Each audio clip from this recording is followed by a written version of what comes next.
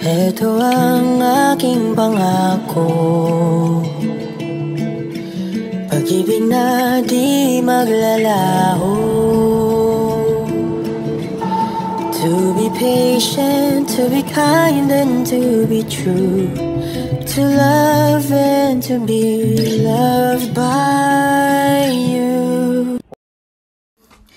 Chika Minute, Marites, susubukan?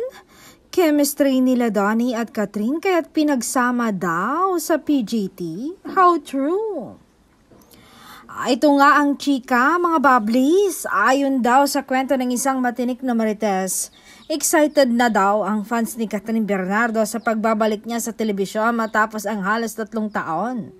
Isang araw kasi si Catherine sa 4 na uupong power judges sa pagbabalik ng Pilipinas Got Talent.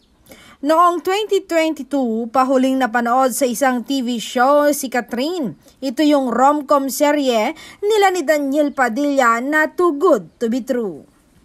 Kahit sa Biyernes pa ang inaabang ang official announcement na dapat sana nitong Webes kung sino-sino ang bagong powerful combination ay matagal na ring may idea ang followers ng Asia's phenomenal superstar na isa ang idol nila sa latest PGT judges. Nakakaloko nga ang netizens dahil kahit selhote pa lang yung art card ng 4 na hurado sa inilabas na ABS-CBN Studios sa SOCAM ay naglalabas na agad ang fans ng totoong pictures kung saan kinuha at nilagyan lang ng shades ang mukha ng mga celebrity judges. Dagdag pa ng Marites, sa pinagpepestahang fan-made edited art card ay makikita na bukod kay Kath, hurado rin ng Pilipinas Got Talent sina Freddy M. Garcia, also known as FMG, Eugene Domingo at Donnie Pangilinan. Nagtataka tuloy ang netizens kung bakit hindi natuloy si Vice Ganda sa nasabing talent show nang ilang taon din niyang inupuan as a judge. Bakit napalitan siya ni Uge, no? Anyway, excited din ang fans sa PGT dahil dito makikita kung may chemistry nga ba talaga sina Catherine at Donnie, ha?